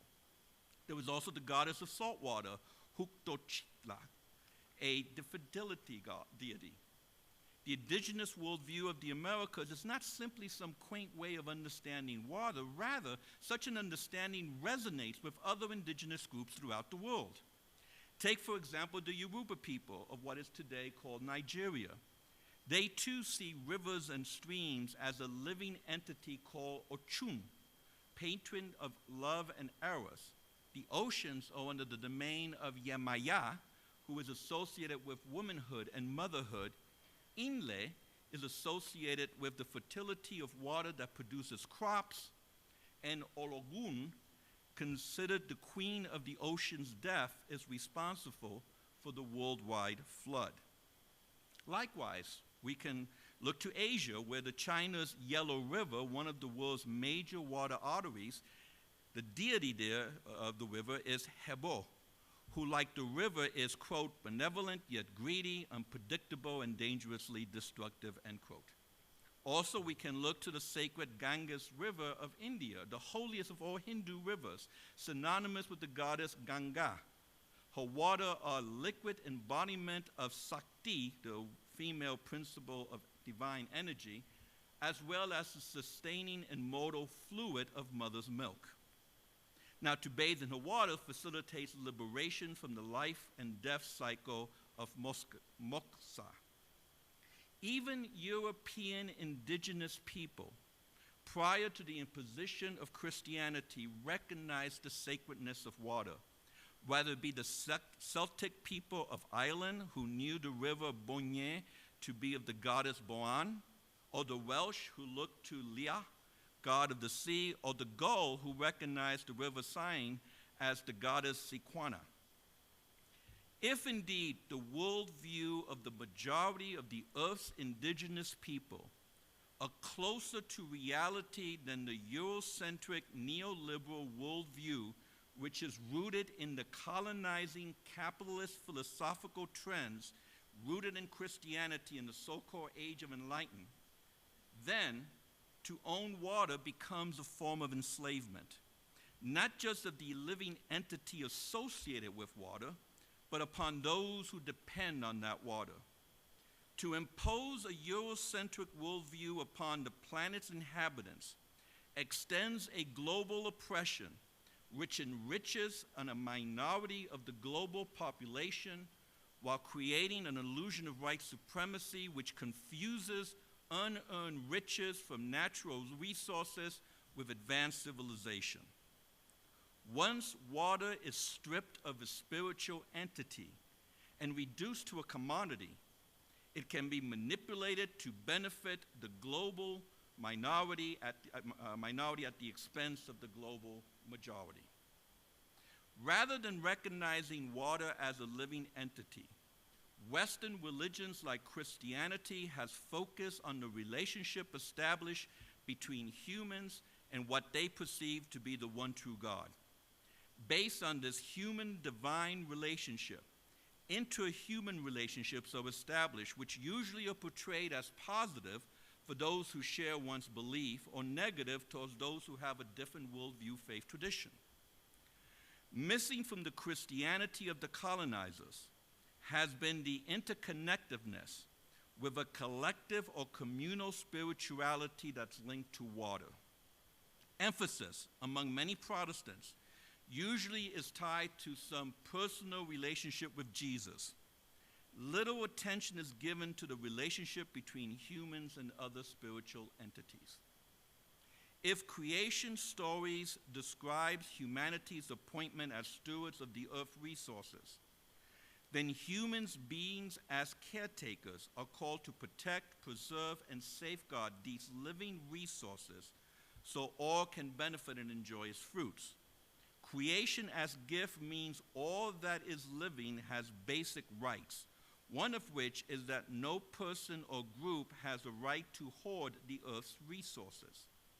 Hoarding the earth's resources upsets the delicate balance between life and those dependent on said resources to sustain life. Ironically, Christianity has encouraged the destruction of creation. The first creation story found in the Hebrew Bible ends with, quote, "And God said to human beings, be fruitful and multiply and fill the earth and subdue it and have dominion over the fish of the sea, over the birds of the heavens, over the beasts creeping on the land," end quote, Genesis 1:28. Biblical passages such as these led to and justify human domination and ownership of nature, specifically the water and the land. Christians have come to read this verse as permission to use and abuse creation, similar to how the ancient rulers once used and abused their subjects. Man, and here I mean those who are men, are ordained to rule. This understanding of humans, specifically the male, occupying the pinnacle of creation has been echoed throughout Christian history, most recently by Pope John Paul II, who stated, quote, "Everything in creation is ordered to man, and everything is made subject to him," end quote. Western Christianity understanding of stewardship and domination as subjugating nature contributes to the present ecological challenges which humanity faces. The belief that the destiny of humans, beings, is to reside with God in heaven and that earth is but a place of sojourn until we reach our celestial destiny has encouraged, at the very least, neglect of our environment. The greatest threat to environment comes from those who hold a view of the end of times, the eschatological view, where the destruction of the earth is welcome, for it indicates Jesus' second coming, and when he raptures, takes away from the earth those destined to be saved. If the world ends in fire and such an end is close at hand, why then worry about the environment? Now, contrary to these fundamental Christian views, most indigenous religions from the global south maintains a sacred respect for creation, a respect lost and historically abused by many Western religions like Christianity. Indigenous traditions, which understands water as living entities, if not deities, remind us that within the cycle of creation, all are equal in value to the Creator. Tinker writes, and I quote, "A chief is not valued above the people, nor are the two-legged valued above the animal nations, the birds, or even trees and rocks," end quotes. Human relationships to creation becomes a matter of life and death, balancing one's needs and place within the world while seeking to preserve the world for one's descendants who will live 7 generations from now. While one takes place from the plenty of creation, something must always be returned to maintain balance. If we're going to appropriate from nature, we must reciprocate to maintain a mutual relationship. Aruna Granadason, a scholar from India, rejects the dualism intrinsic in Western theological thought, which is based on the opposition between spirit and flesh, men and women, mind and body. Instead, she insists on a cosmology which affirms the interdependence and harmony of all life forms. It is not a choice between humans and nature as usually framed when debating political policies and decisions which usually negatively impact the environment, but rather an and both, where humans are but one of the many life entities which is one with nature. Contrary to the Eurocentric ethics of binary opposition, Asian theologians like Kwak Pulan instead emphasize the balance of, quote, the heaven and the earth, the yang and the yin, the sun and the moon, the father and the mother, end quote, where they are complementary, mutually reinforcing, and interplaying with one another, end quote. Stewardship of the earth's resources requires creating a harmonious relationship with nature and with other human beings. Water is not to be enslaved, sold, or mistreated. To do so creates pollution, lowers life expectancy, and becomes the source of illness and disease for those living close to the abused waterways, those who are predominantly non-Europeans. The exploitation of the earth's water and the exploitation of the earth's disenfranchised are interconnected, making it difficult, if not impossible, to speak of one without mentioning the other. Brazilian liberation theologian Leonardo Boff has connected the cry of the oppressed with the cry of the earth. He insists that the logic and justification which lead the powerful and the privileged to exploit and subjugate the earth's marginalized is the same logic and justification which plunders the earth's wealth and lead to its devastation. Limiting the risk of the industrialized North is directly linked to increasing the risk of the global South. Take, for example, the musing of a white liberal political leader at the World Bank who saw the environmental degradation of the planet as a Eurocentric right rooted in the ownership of the earth by those who deemed themselves superior. Lawrence H. Summers was the World Bank chief economist and vice president for the development economies from 1990 to 1993. You may recall that when he left the World Bank, he went on to serve the Clinton administration as Undersecretary of the U.S. Treasury Department, eventually becoming his Secretary of the Treasury from 1999 to 2001. Afterwards, he served as president of Harvard University from 2001 to 2006, and President Obama would tap him in 2009 to serve as the director of the Wool House National Economic Council. Not a right-wing conservative by any means. Now, while vice president of the World Bank, Summers came to be known as the bank's high priest, responsible for supervising all economic publication, including the pace-setting World Development Project. Now, commenting on the topic of dirty industries, the theme discussed in one of the publications that he oversaw, he wrote a memo to 6 highly placed colleagues. Now, this private memo was eventually leaked to the press. In it, he wrote, and I'm going to quote, just between you and me, "Shouldn't the World Bank be encouraging more migration of dirty industries to less developed countries? The measure of the cost of health-impairing pollution depends on the foregone earnings from increased morbidity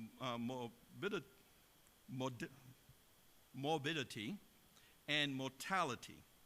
From this point of view, a given amount of health-impairing pollution should be done in the country with the lowest costs, which will be the country with the lowest wages.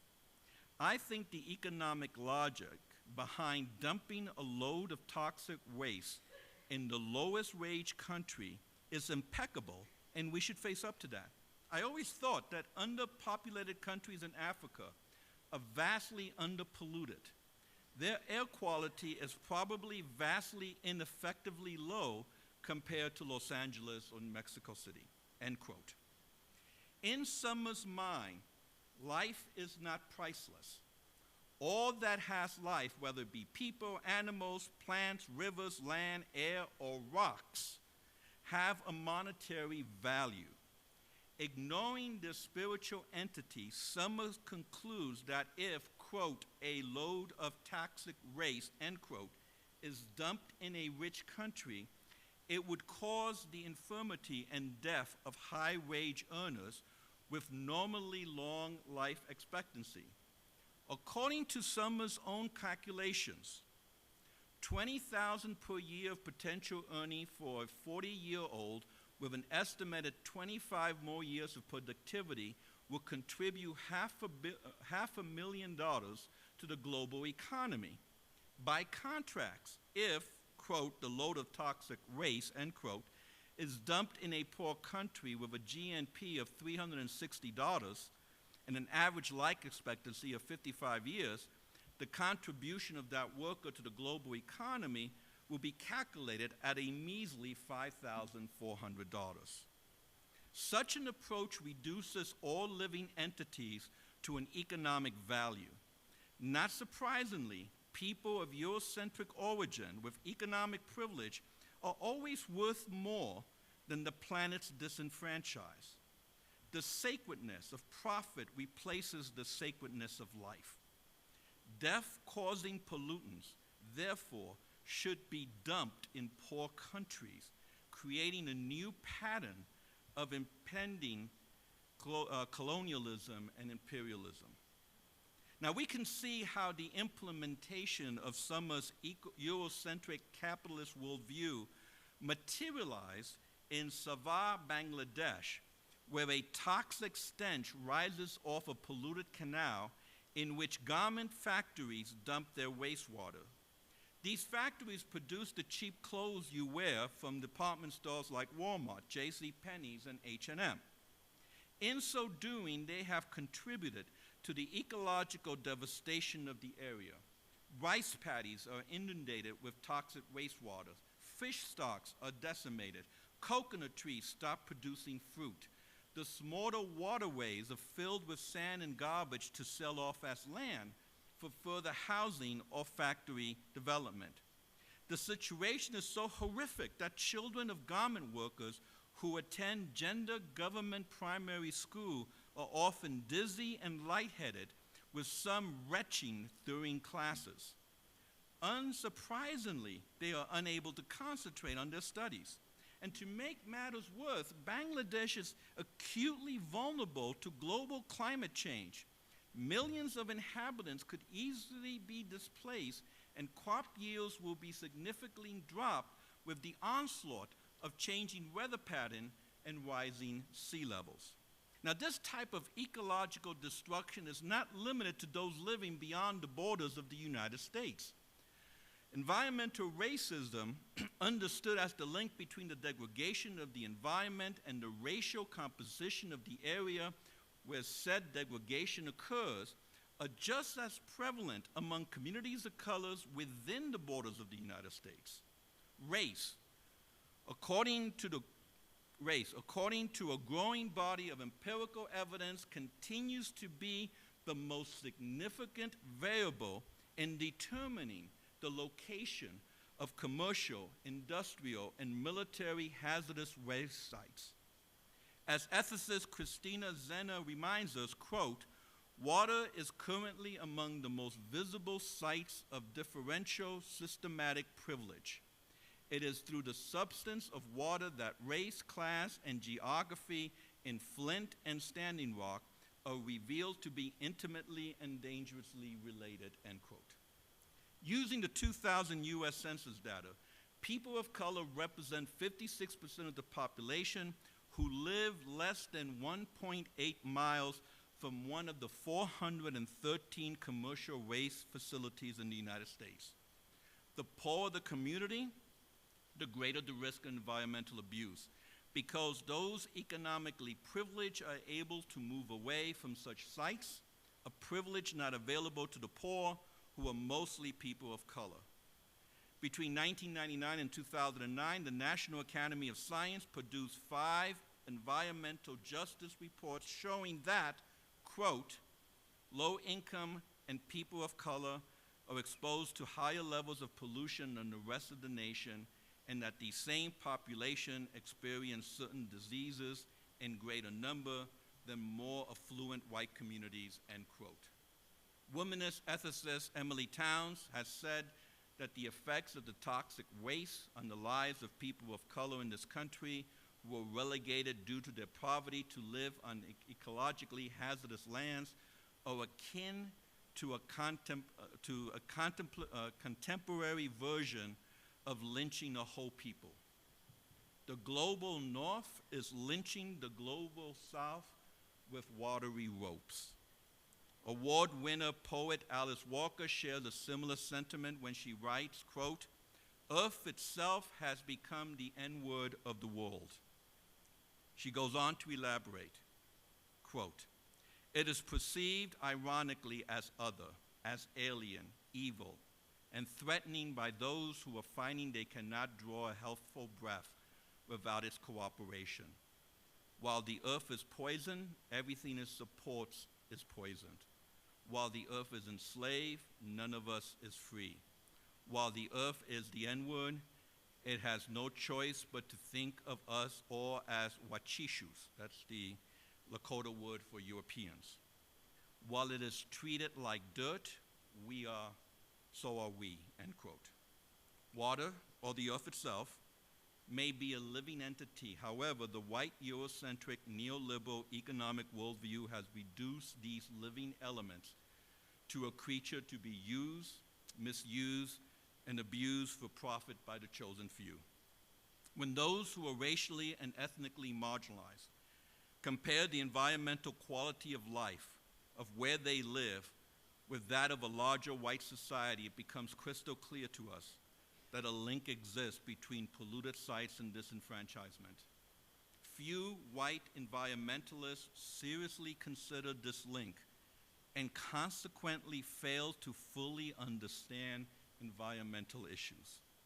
The failure of environmental justice movement to come to terms with the inherent racism which relegates those on the margin to greatest ecological health risks prevent fostering a truly global, holistic approach to the environment. Continuing to mask environmental racism limits, if not frustrates, any attempt or hope for the liberation of humans, creature kind, and the living elements of nature alike. In the final analysis, John Wesley Iliff embodied a philosophy which led to the winning of the West. About a century later, Lawrence H. Summers the former economist of the World Bank, seeks to expand this philosophy to win the whole world, enunciating the neoliberal Eurocentric worldview when he said, quote, "Promoting development is the best way to protect the environment," end quote. Those from the margins of society who have experienced a load of toxic waste dumped upon us in the name of development might differ. Thank you.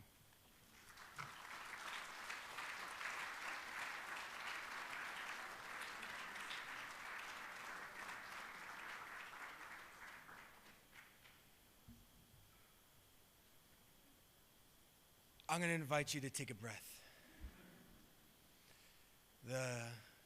Our two guests have given us a lot to think about. How we walk in the world, how do we encounter others, some of perhaps conceptions, misconceptions. What I want to do is take a few minutes. We're running a little bit late because it's a synagogue and it's what we do.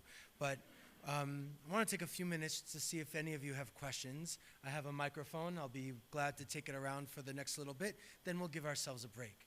So if you have a question, I'm going to ask you to raise your hand up high, and we'll ask it. And then we'll just have you folks kind of turn around and share your thoughts. So let me get this one.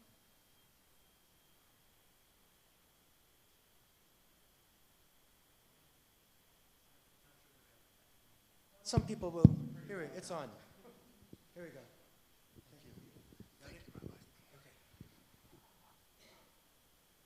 Rabbi. Okay.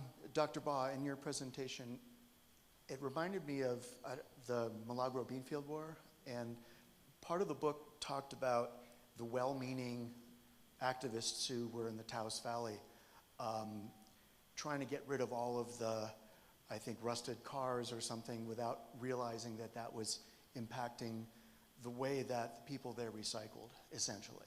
And it just was a reflection. The question I wanted to ask is, how was your research received by the Catholic community that referred you to Manhattan Beach?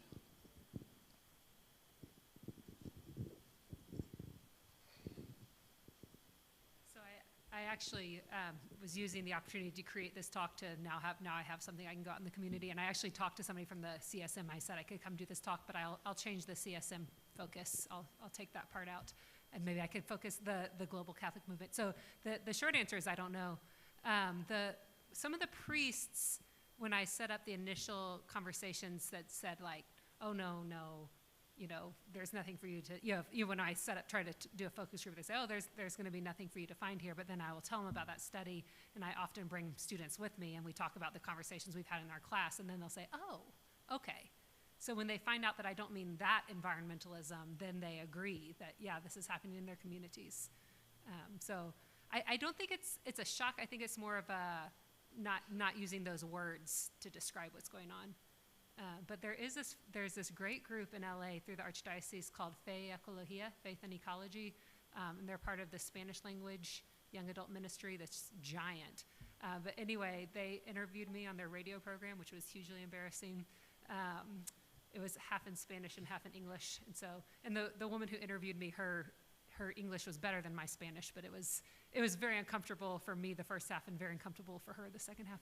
But anyway, they asked me, like they're thinking of me as the expert, like, okay, what can we do? Like, what do we need to do that's better? And my answer is like, talk to your grandma, talk about what you're already doing. That I'm not the one that has all the answers, that they can look within their own community, and that not all environmental values need to come from John Muir and Aldo Leopold. Another question? Yes.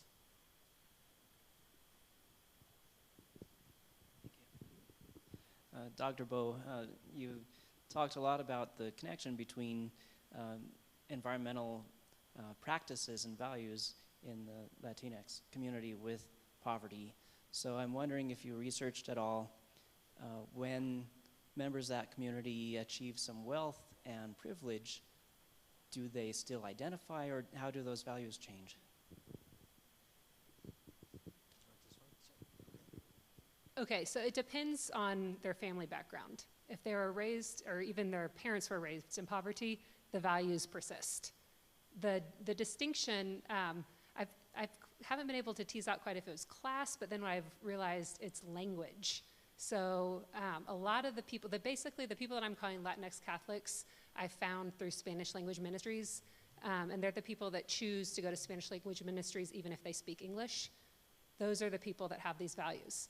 When I encounter Latinx Catholics who hang out with white Catholics, they talk like white Catholics.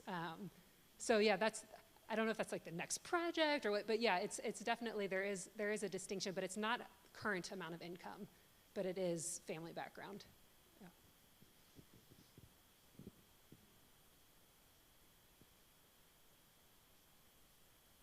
Do you have a question? Go ahead, Harry. Thank you. Dr. De La Torre, Kevin Anderson, one of the IPCC scientists, said that for 30 years we've known who would die from the impact of climate change, and we haven't cared because they don't look like us and they live far away. Would you talk a little bit about the urgency? It seems to me that the best thing we can do for climate justice is to accept the fact that there will be disruption to our lifestyles and we need to get on with it.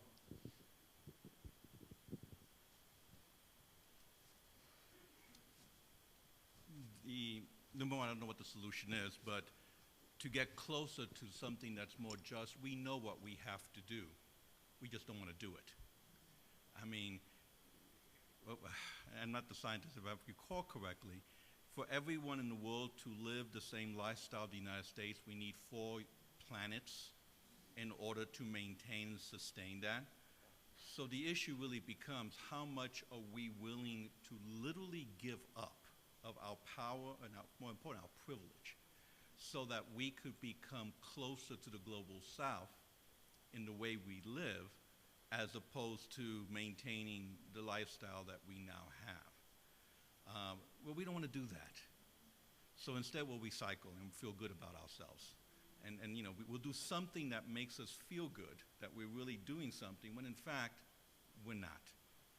So probably, I guess what my talk, basically, if I want to really bring it down to a nutshell, is stop being white.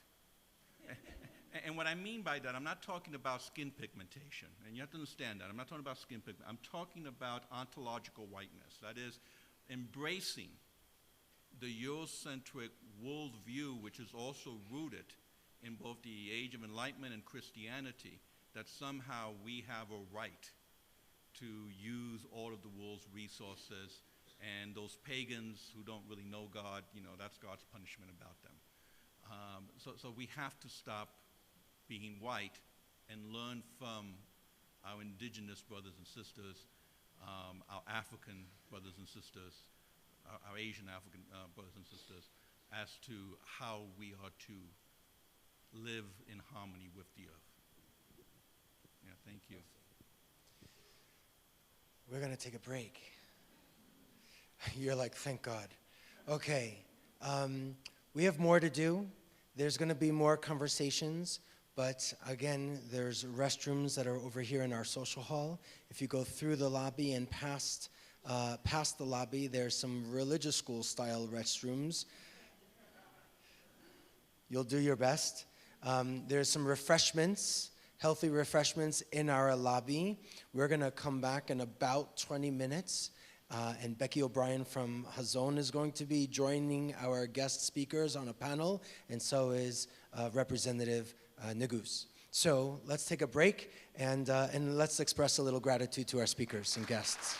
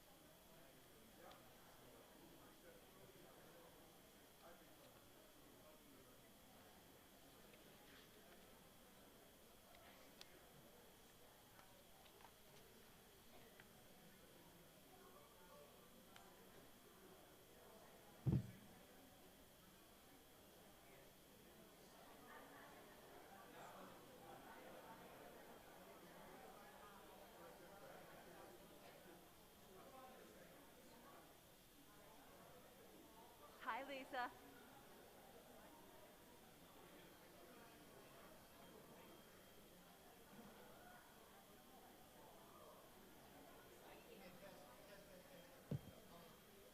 Testing to see how brilliant I am?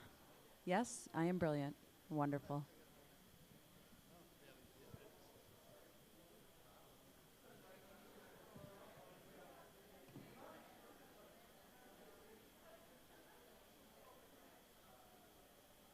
Hello, Becky. Nice to meet you. My pleasure. I enjoyed your talk very much. Well, thank you. I want to have a conversation around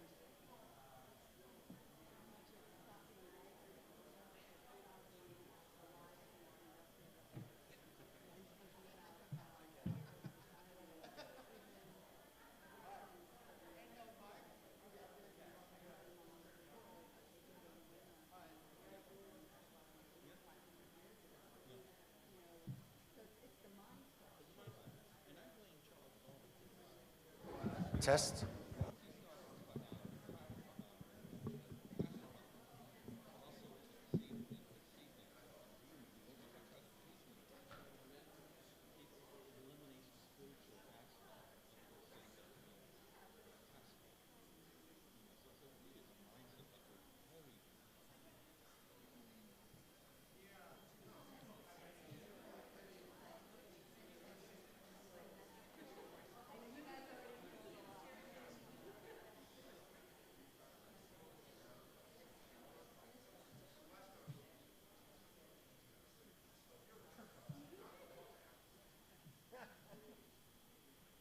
So, just introduce you before we start.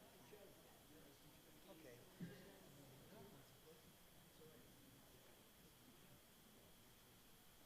So, they've been our guest speakers and have shared a lot for us to think about. I know you. Wish I was here. So I'm just going to talk, like I shared with all of you, about perhaps aspects of activism. What do we do? There was a bold statement at the end for our folks. That was really compelling, and maybe we can unpack some of those other kinds of things. A little bit about, okay, good. Some of our own strategy, how our own behavior, but also some aspects of, what is it that we want our folks to consider. So there's nothing you folks can.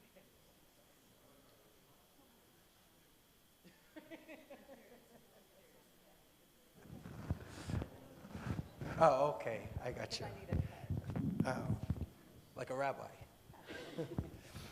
Hi, everybody. That sounds quite loud to me.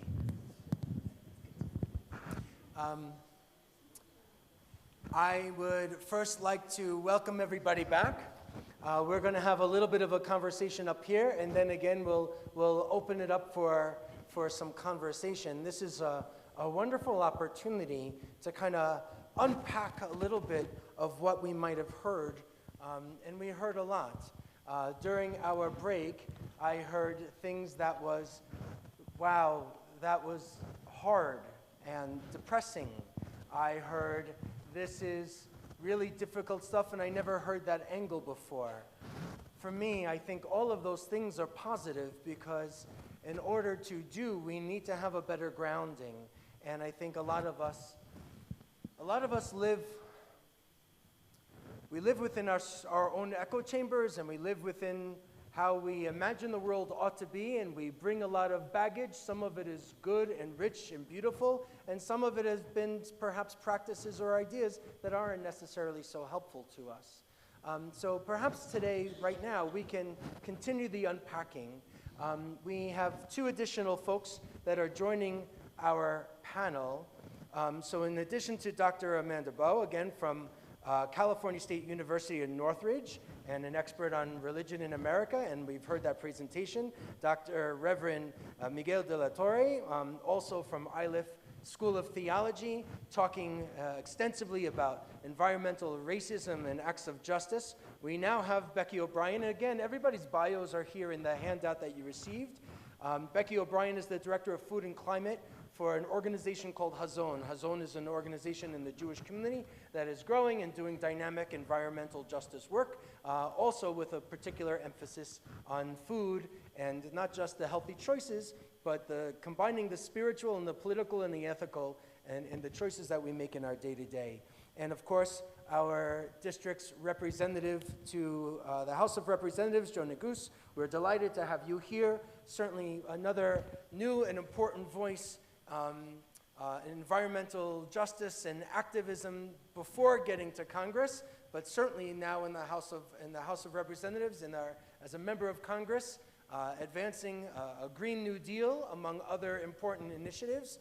And this is a conversation that I hope that we can have about how to take what we know, what we've learned here, from our personal faith perspectives, from our personal spiritual perspectives, our personal ethical perspectives, and how do we take the knowledge that each of you have had and have attained and bring it into action in your lives?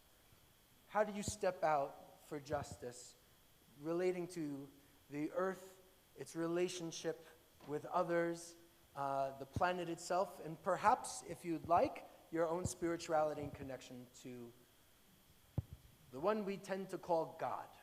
How's that? Who would like to go first? The member of Congress is like them. We're going to share that microphone, so. I would say, is this on? Yep.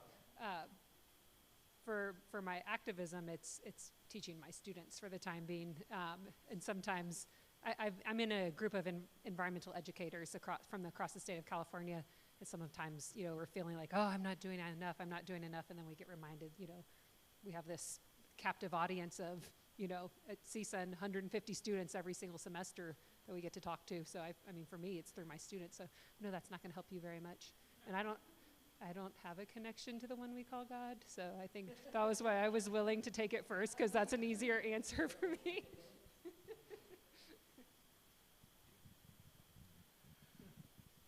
So to unpack some of what you're asking us to begin the conversation with, as far as activism, somebody, I think, during the break said something like, I'm speaking truth to power. And I want to be very clear. Power already knows the truth. I mean, I was quoting Summers. He already knew what he was doing. Me telling him this will change absolutely nothing. They will continue to dump a load of toxin waste on underdeveloped nations. So speaking truth to power is really a waste of time. What I'm trying to do is speak truth to the powerless, who are seeing reality through the eyes of their oppressors, who are seeing reality through the eyes of those who are benefiting from their oppression.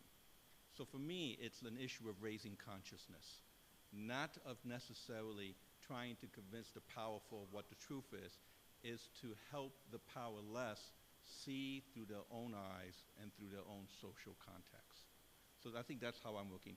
And trying to avoid the symbolic actions that just make me feel good.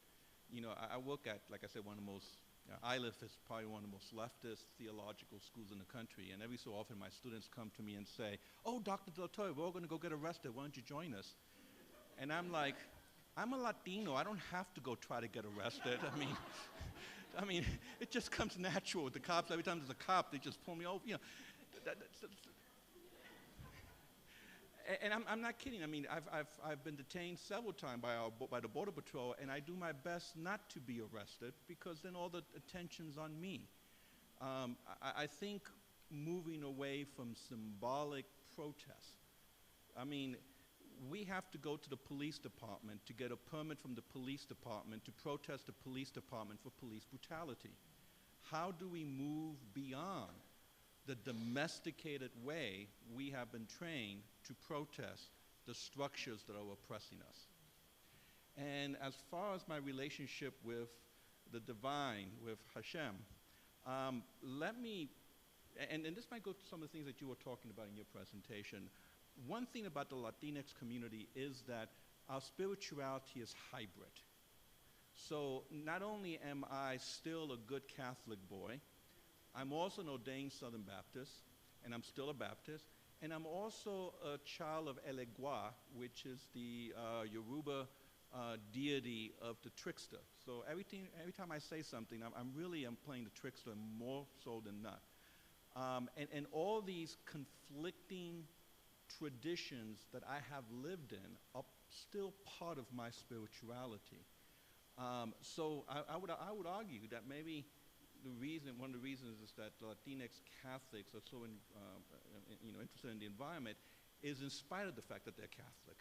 It's because of the hybridity of their indigenous roots that I think is also influencing that.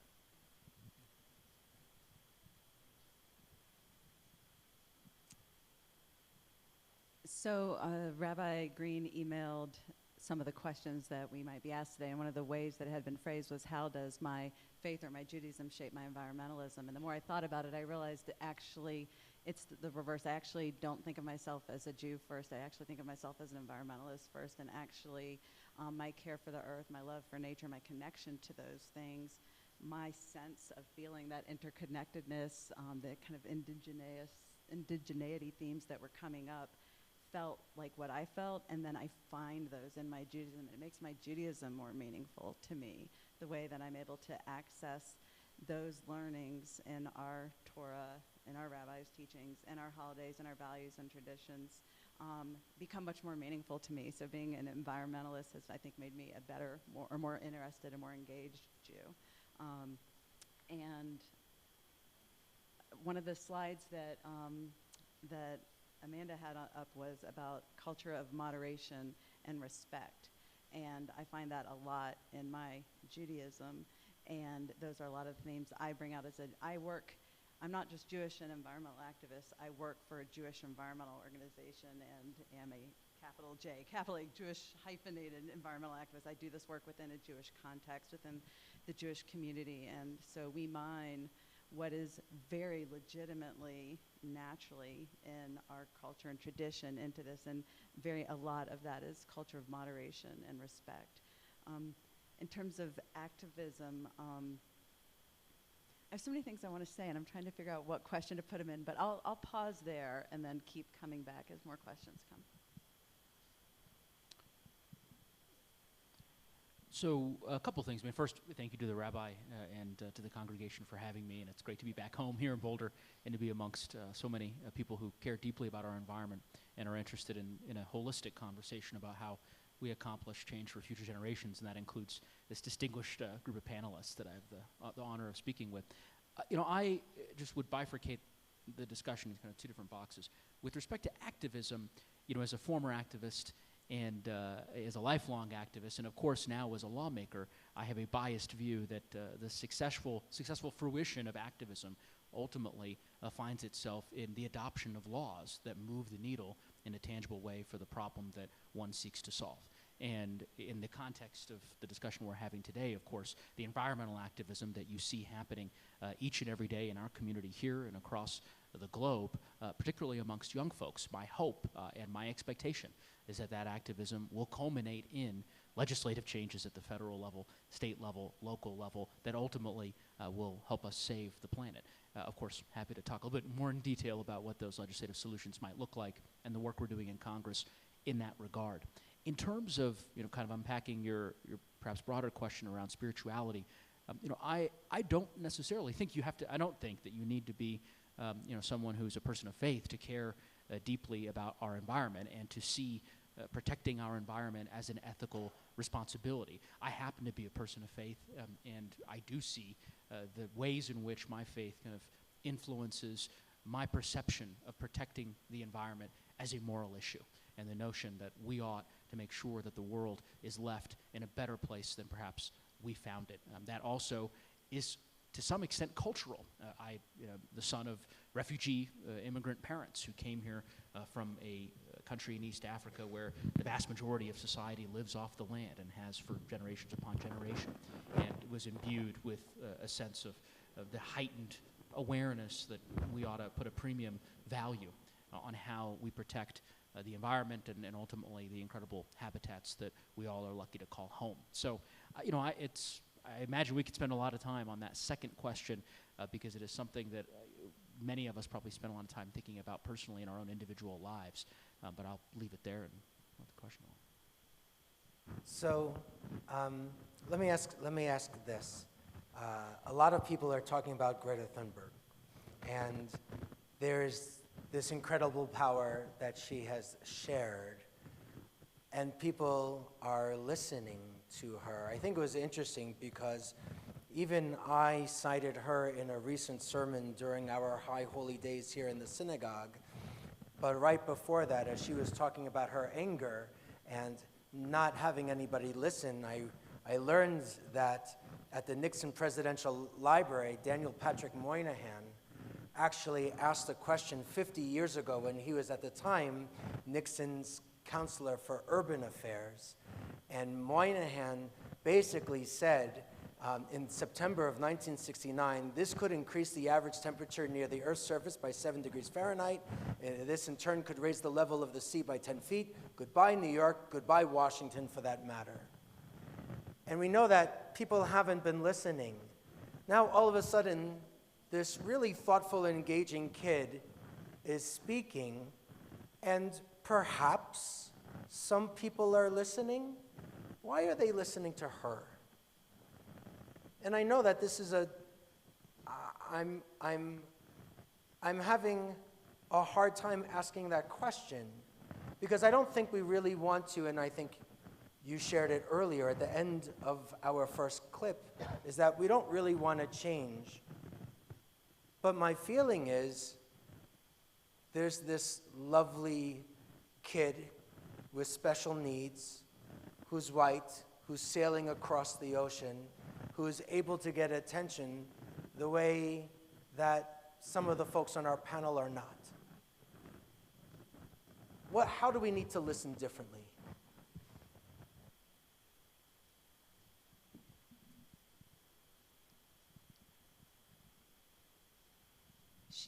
She's one of the right people at the right place at the right time, and what I want to give credit to is what so many have been doing to make us ready to be ripe to hear and listen to her. There's been a lot of work in all sorts of circles, environmental, political, academic, et cetera, that have been feeding into this. We're about to come on next year, will be the 50th Earth Day. So I think that there's a lot of foundations that have been laid, and we're maybe finally ready to hear, because now it's now real. It's not hypothetical. It's not, oh, in 40, it's like, oh, we're flooding now. We're having wildfires now. Oh, we're underwater a lot more than we used to be. It's happening now. Why I think one of the reasons I think she's compelling is that she's really walking the talk. As Miguel shared earlier, we know what to do. We're just not doing it. And by we, I mean me and you and all of us. We're not. And she's doing it in a way that I think is very compelling to us. And I'm going to read just briefly because this is my I shouldn't say this in front of my rabbis, but this is my Torah right now. This is a book from the author Jonathan Safran Foer about how our food choices connect to climate change.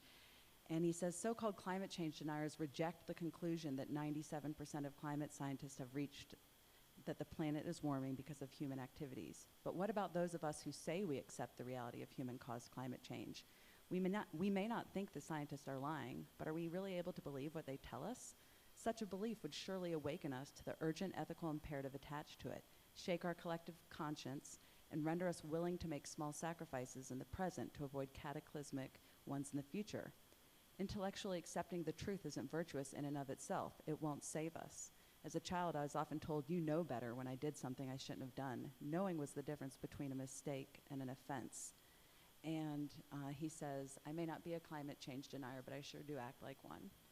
And I read that line, I was like, boom, busted. That's me.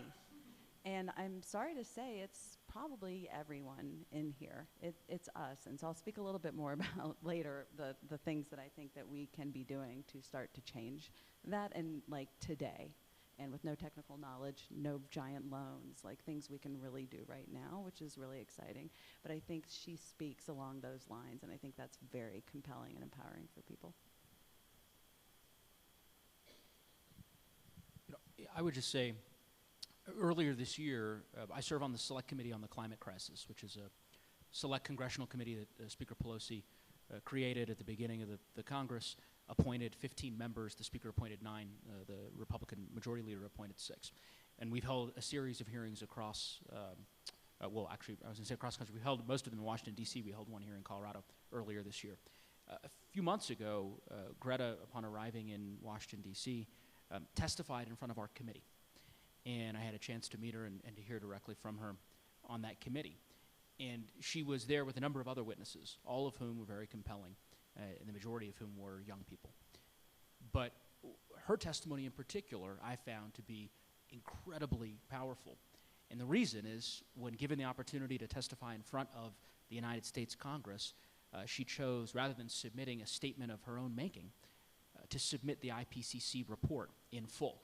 And her opening statement consisted of essentially 3 to 4 sentences, something to the effect of, who you all need to hear from are the scientists who've made the science very clear that we have to act now to avoid the most catastrophic consequences of climate change. So to your point about why her message has resonated so well, in my view, one of the factors has been the simplicity and concise nature of the message that she is delivering, right? Which fundamentally is, listen to the science, there is a crisis, we have to do something about it. And to me, that's my sense of it anyways, and I can only speak for myself and my reaction to her testimony, but I suspect that that is one of the reasons why she has become, her message has been heard by so many across the world.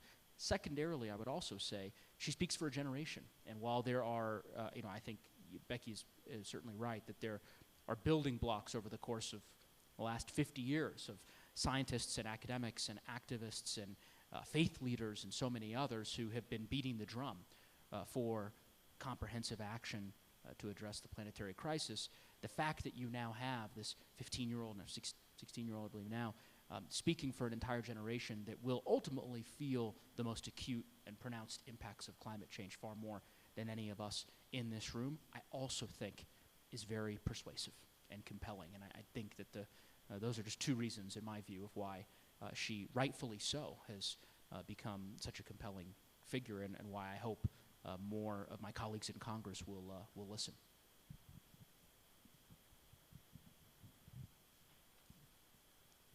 So there's this great book by a literary theorist named Priscilla Solis-Ibarra called Writing the Good Life. But anyway, it's all about environmental literature written by Mexican Americans, like the, 18th and 19th century. Anyway, so she has these fabulous quotes, but basically she goes through a lot of writing and then parallels with the standard environmental history and shows how there's like Mexican Americans that are saying the exact same thing, but nobody's listening to them. And then she does this particular